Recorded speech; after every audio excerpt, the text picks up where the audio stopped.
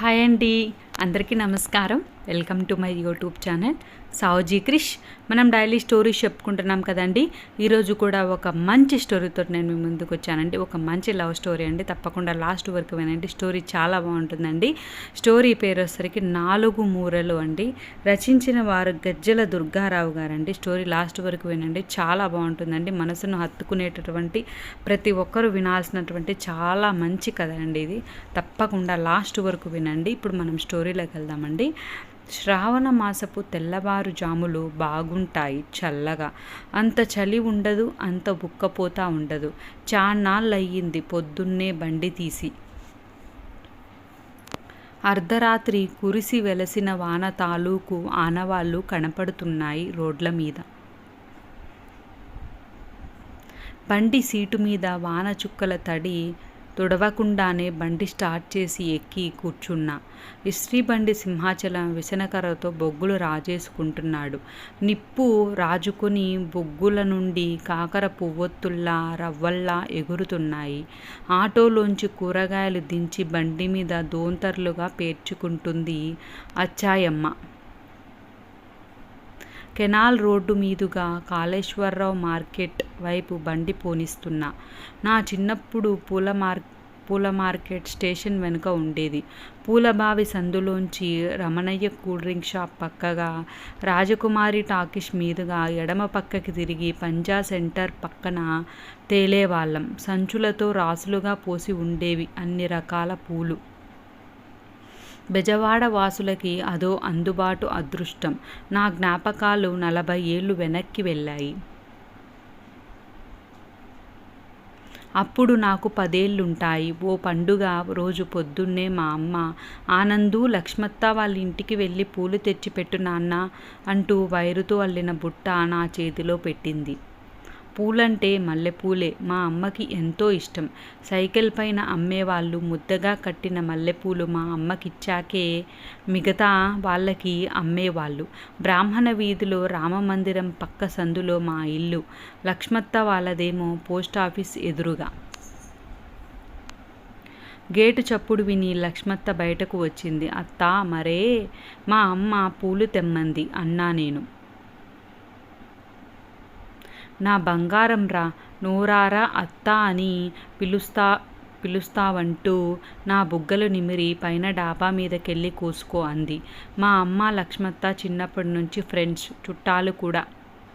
ఆ ఇల్లు అంటే నాకు ఎంతో ఇష్టం. చిలకలు వాలిన బాదం చెట్టులా ఎప్పుడూ పచ్చగా కలకల్లాడుతూ ఉండేది.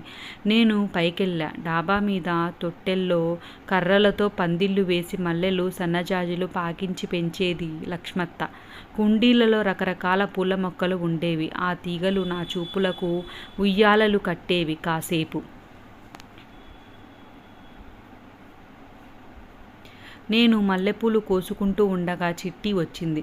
క్రాపు జుట్టు, నిక్కరు, చొక్కా వేసుకొని.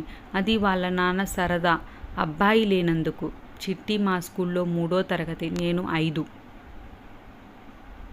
ఒరే ఆనందు, కొంగబొమ్మ గీయరా ఈ బుక్లో అంటూ పెన్సిల్ పుస్తకం ఇచ్చింది. మునివేళ్ల మీద నిలబడి బాగా పైకి ఉన్న పూలను అందుకుంటూ, ఇప్పుడు కుదరదు, మా అమ్మ పూలు తెమ్మంది అన్నాను. అంతే, మా పూలు కావాలి కానీ బొమ్మ అడిగితే గీయవు అంటూ పుస్తకం పెన్సిల్ విసిరికొట్టింది. నేను బేలకళ్ళు వేసుకుని చూస్తుండిపోయా. పైగా ఏడ్చుకుంటూ వెళ్ళి లక్ష్మత్తకు వాళ్ళ నాన్న శ్రీనుమామయ్యకు కంప్లైంట్ చేసింది నా మీద.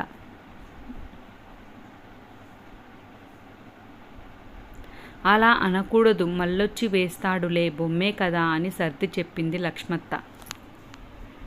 అమ్మకు మల్లెపూలు ఇచ్చేసి నేను మళ్ళీ చిట్టి దగ్గరకు వెళ్ళాను. రోజంతా ఒకదాని తర్వాత ఒకటి పుస్తకంలో బొమ్మలన్నీ వేయించుకుంది.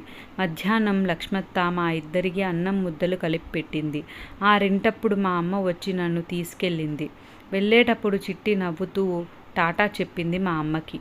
నా వైపు కనీసం చూడనేనా లేదు. నేను ఇంటర్ చదివే రోజులు. నాకు 18, చిట్టికి 16. మా వయసులు మాత్రమే పెరిగాయి. మిగతా పరిస్థితులు, తీరుతెన్నులు పెద్దగా ఏమీ మారలేదు. మా నాన్న చేతికి స్కూటర్ రాగానే మా నాన్న సైకిల్ నా చేతికి వచ్చింది.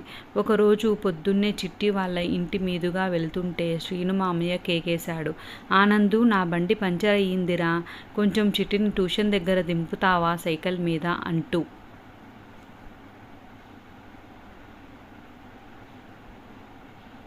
మామయ్య, అమ్మ పూలు తెమ్మంది, ఎండెక్కితే దొరకవు అన్నాను.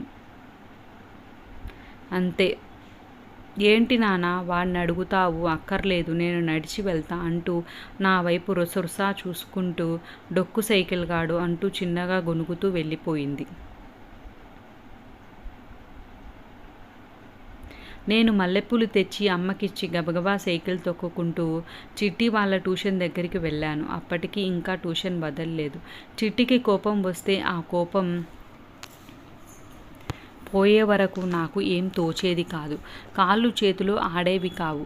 తిరిగి మామూలుగా మాట్లాడే వరకు వెనకే తిరిగే అలవాటు.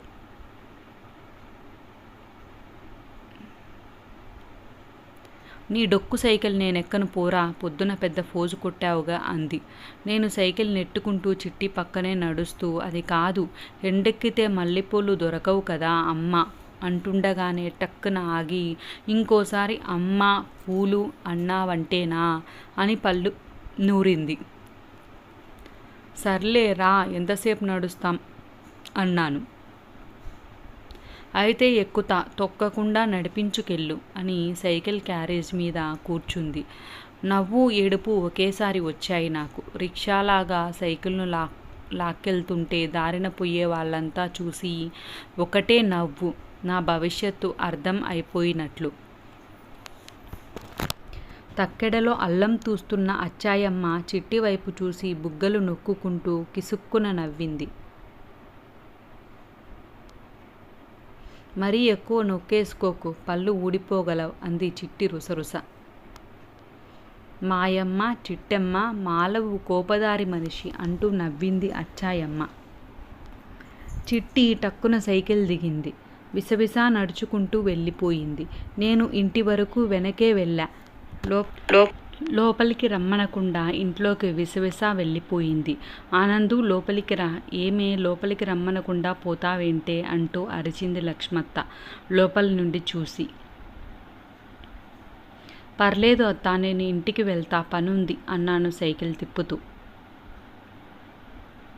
దాన్ని పట్టించుకోకు అంటూ చేయి పట్టి లోపలికి తీసుకెళ్ళింది. ఏమైంది దీనికి ఇవాళ అంది నవ్వుతూ. పొద్దున ట్యూషన్ దగ్గర దించలేదని కోపం. ఇంకేముంటుంది అన్నాడు శ్రీను మామయ్య బయట అద్దం ముందు నిలబడి షేవింగ్ చేసుకుంటూ. లక్ష్మత్త లడ్డు తెచ్చి నా చేతిలో పెట్టింది. ఆ కోపం అంతా ఇష్టమేరా ఆనందు, దాన్ని కాస్త అర్థం చేసుకో అంది నవ్వుతూ నెమ్మదిగా. నాకు మాత్రమే వినపడేలా. నేను లడ్డు తింటూ తలూపా ఆనందంగా. నేను పీజీ చేసి స్టేట్ బ్యాంకులో ఉద్యోగం సంపాదించా 25 ఏళ్లకే. ఒక ఆదివారం రోజు చిట్టి మా ఇంటికి వచ్చింది. ఉదయం నుండి సాయంత్రం వరకు మా అమ్మ చుట్టూ తిరుగుతూనే ఉంది. ఇంట్లో తనే వంట చేసింది. మా అమ్మకు నాన్నకు స్వయంగా వడ్డించింది. సాయంత్రం వంటింట్లో టీ పెడుతున్న అమ్మ దగ్గరకు వెళ్ళి, పద్మత్త, నేను నీకు నచ్చానా అని అడిగింది. అదేం ప్రశ్న, నువ్వు పుట్టినప్పుడే నచ్చావు అంది మా అమ్మ. అయితే ఆనంద్కిచ్చి పెళ్లి చేస్తావా అడిగేసి తలంచుకుంది. చిట్టిని సిగ్గుపడుతుండగా చూడడం అదే మొదటిసారి నాకు. చాలా కొత్తగా అనిపించింది. ఏమీ విననట్టు గదిలోకి వెళ్ళిపోయా, చెవులు హాల్లో వదిలిపెట్టి. మా నాన్న చిట్టిని దగ్గరికి రమ్మని సైగ చేసి పక్కన కూర్చోపెట్టుకున్నాడు సోఫాలో. మీ నాన్నతో మాట్లాడుతా, నువ్వే మా కోడలివి అన్నాడు చిన్నగా స్థిరంగా. నేను గదిలో పిల్లి మొగ్గలు వేసినంత పనిచేశా. వెళ్ళేటప్పుడు మా అమ్మకి ముద్దు పెట్టింది. నా వైపు కనీసం చూడనైనా లేదు, ఎప్పటిలానే. పెళ్ళయింది. మొదటి రాత్రి ఏర్పాటు చేశారు. నేను లోపల కూర్చున్నా. గదిని మంచాన్ని బాగా అలంకరించారు పూలతో. కాసేపటికి చిట్టి లోపలికి వచ్చి గడిపెట్టింది. నా పక్కన కూర్చుంది. ముఖం సంతోషంతో వెలిగిపోతుంది. చాలా సంతోషంగా ఉంది ఆనందు అంది. నేను చిట్టి చేతిని నా చేతిలోకి తీసుకొని నాకు కూడా అన్నాను. యాపిల్ తీసి నా చేతికి ఇచ్చింది. వద్దు అన్నాను. మంచాన్ని అలంకరించిన మల్లెపూల మాలని చేతిలోకి తీసుకొని, ఇంత ముద్దగా కట్టిన మల్లెపూల మాల అంటే మా అమ్మకి ఎంత ఇష్టమో అన్నాను.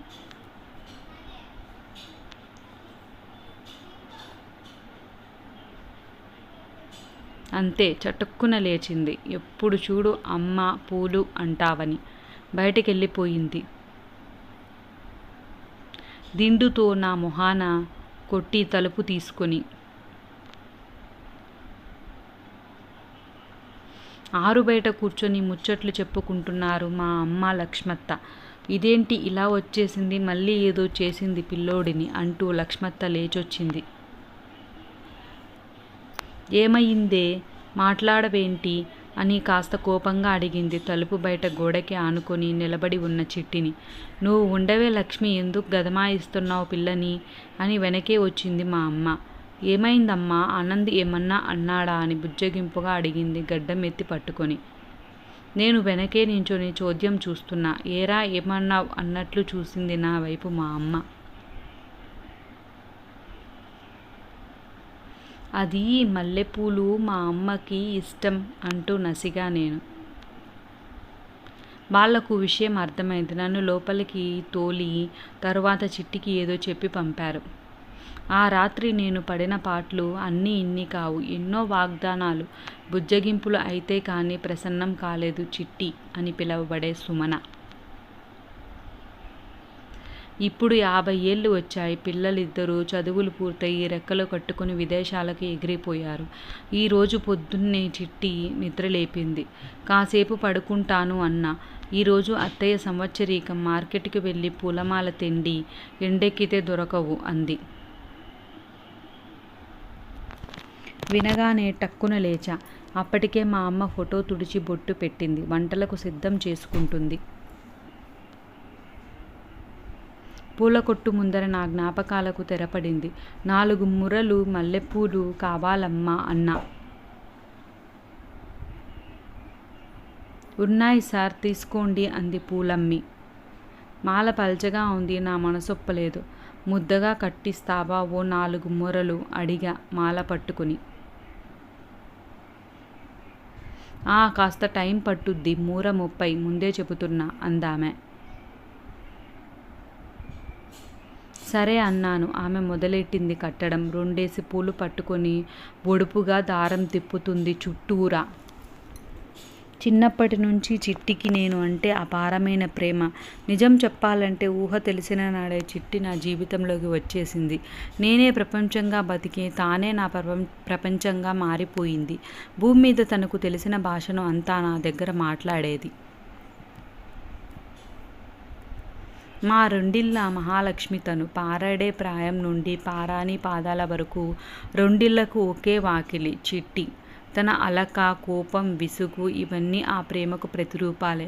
అమ్మని నాన్నని ఎంతో ప్రేమగా చూసింది. నాకు తనకి ఏదైనా గొడవ అయితే లక్ష్మత్త నా వైపు, అమ్మ తన వైపు చేరిపోయేవారు. వీడు మా ఇంట్లో, అది ఆ ఇంట్లో పుట్టాల్సినోళ్ళు. చమత్కారం చేసేవాడు శ్రీను మామయ్య.